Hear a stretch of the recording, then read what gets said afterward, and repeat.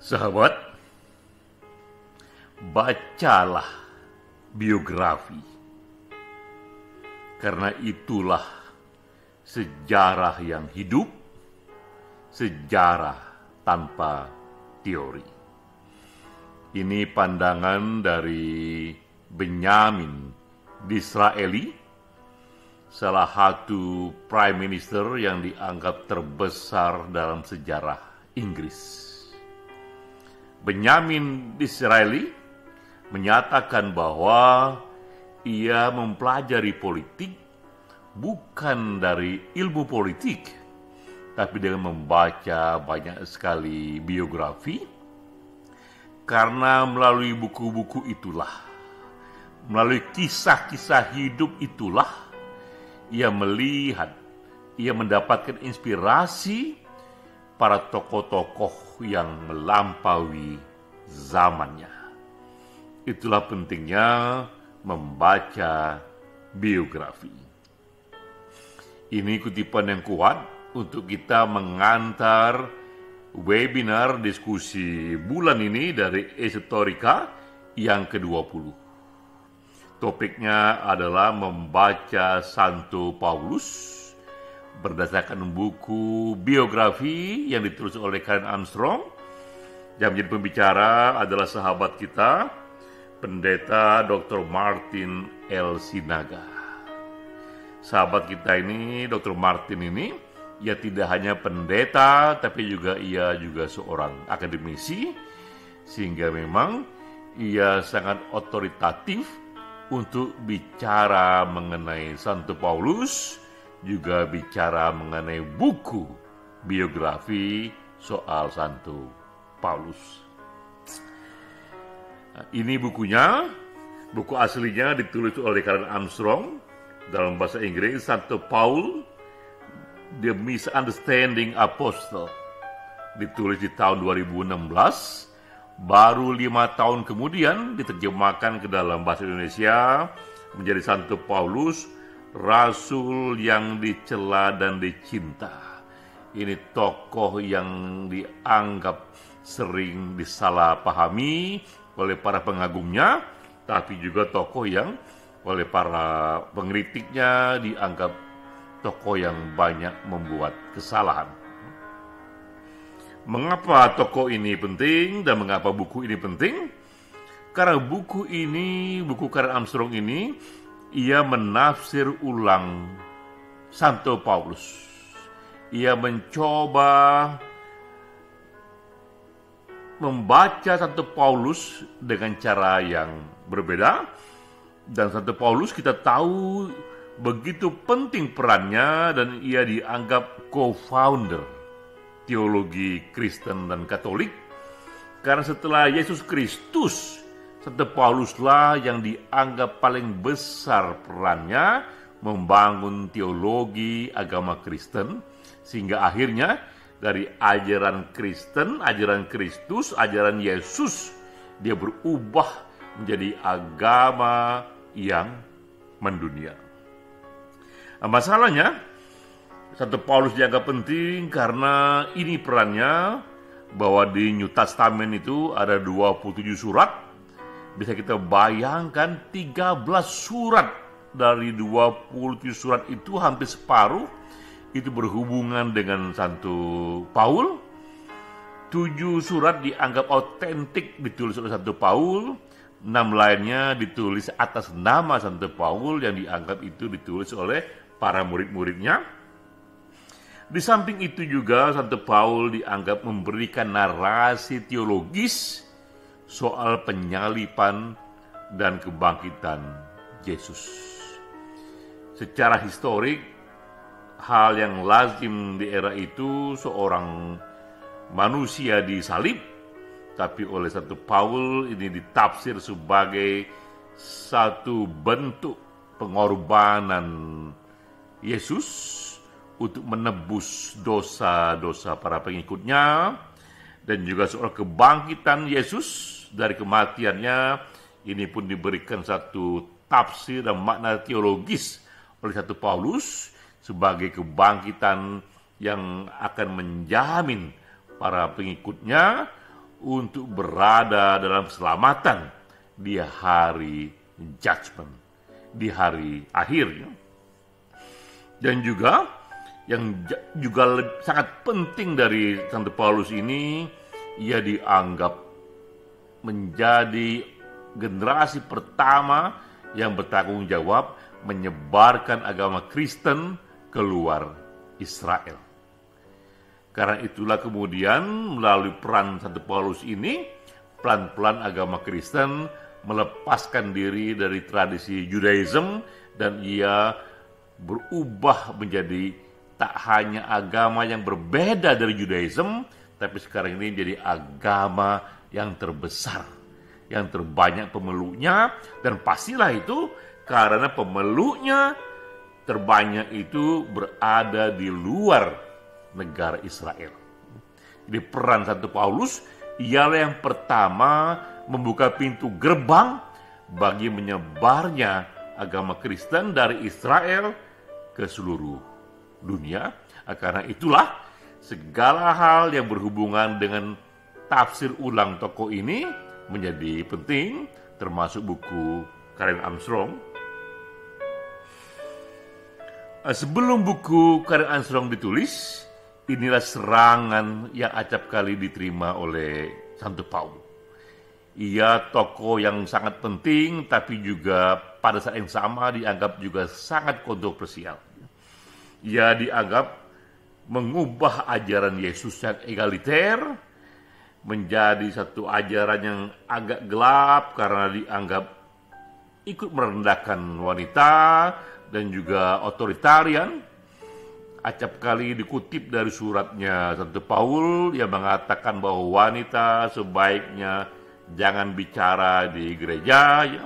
Wanita harus patuh pada suami, dan juga dianggap banyak elemen-elemen otoritarian dari teologi yang dibangun oleh Santo Paul.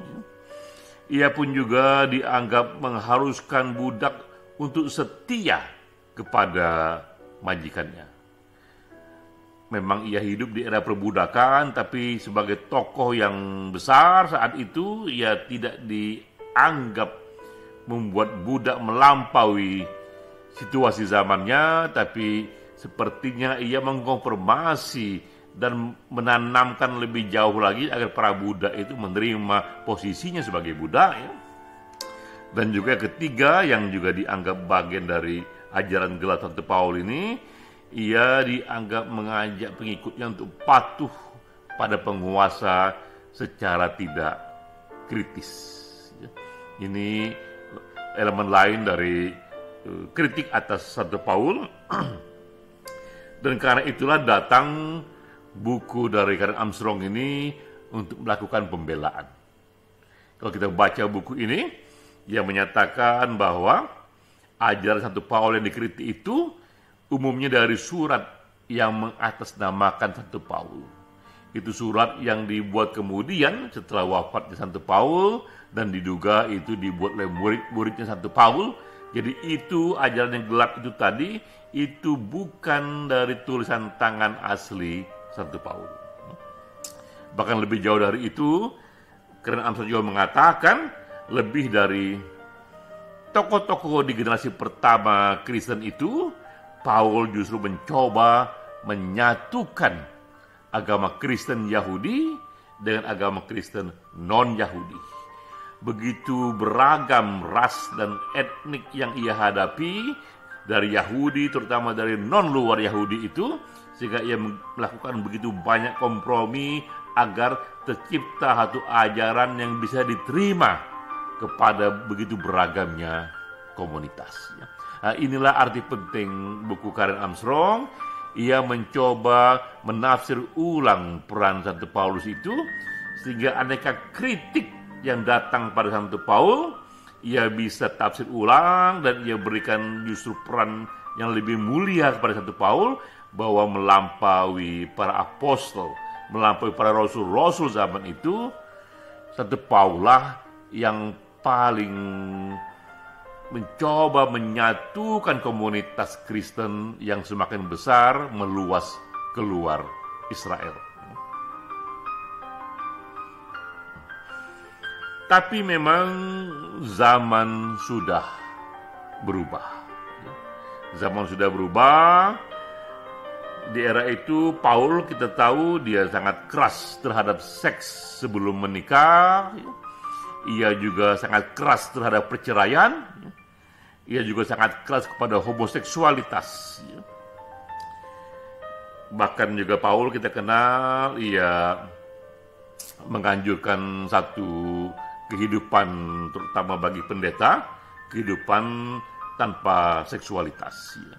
Ini ajaran yang terus dibangkit-bangkitkan, dirawat oleh umumnya para penganut konservatif dari agama Katolik.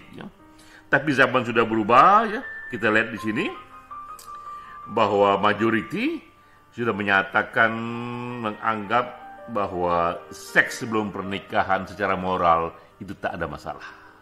Ini survei dari Gallup Poll di tahun 2001. Jadi kita lihat 2000 tahun setelah ajaran Santo Paul ini, yang larangannya jangan lakukan seks sebelum menikah, tapi di era sekarang dianggap seks sebelum menikah secara moral oke-oke saja. Bahkan juga perceraian pun yang begitu keras dilarang oleh Santo Paul, sekarang ini dianggap perceraian pun juga secara sosial bisa diterima. Zaman sudah berubah, dan juga bentuk keluarga, dan juga suami istri, dan juga orang tua, bahkan untuk kasus tertentu dianggap dapat merawat anak-anaknya lebih baik ketika mereka bercerai, ketimbang tetap terikat dalam perkawinan, tapi perkawinan yang tidak harmonis.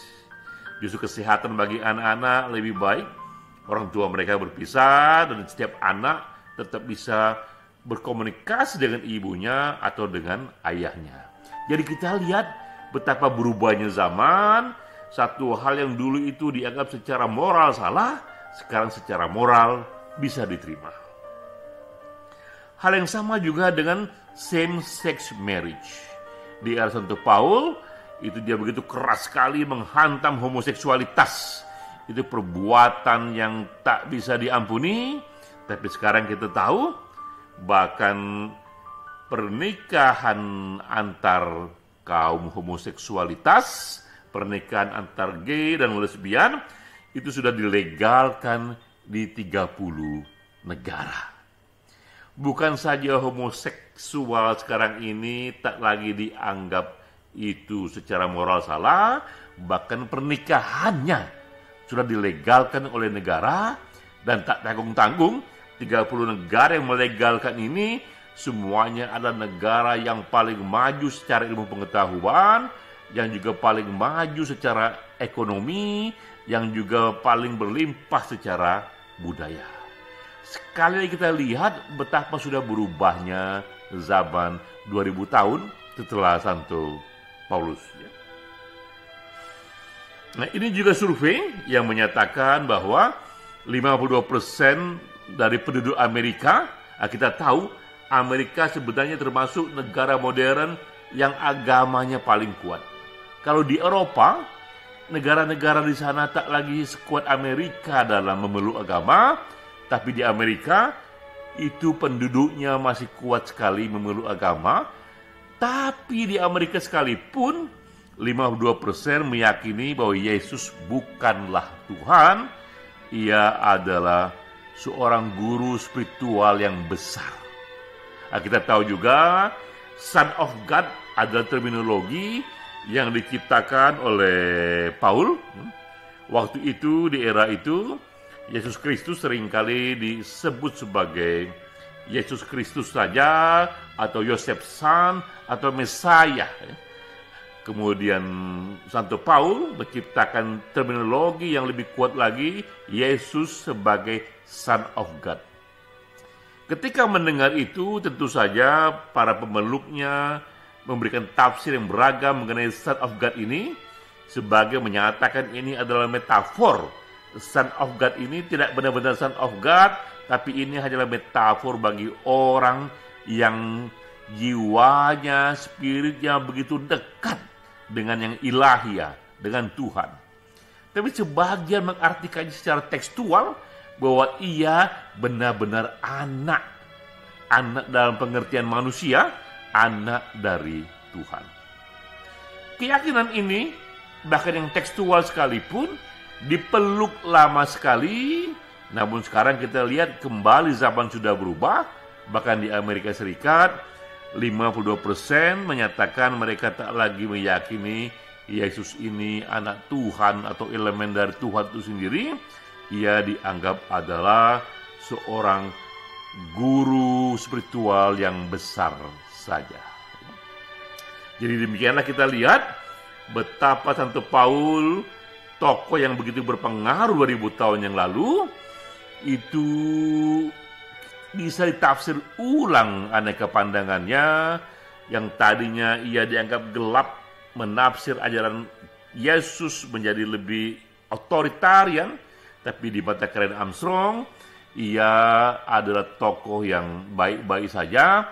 Begitu banyak sisi gelap dari Santo Paul, sebenarnya itu hanyalah tafsir dari surat yang bukan ditulis asli oleh Santo Paul. Namun kita juga lihat di luar Karen Armstrong sana, bahwa zaman sudah begitu berubah. Apa yang dulu secara moral disalahkan, sekarang secara moral bisa dipahami. Sekali lagi kita kembali kepada kutipan Benjamin Disraeli, bahwa dengan membaca biografi kita pun memahami sejarah yang hidup, termasuk membaca ulang biografi Santo Paul. Kita pun kembali membaca seorang tokoh yang begitu berpengaruh di zamannya dengan segala macam kendala dan inspirasi yang ia ciptakan. Salam.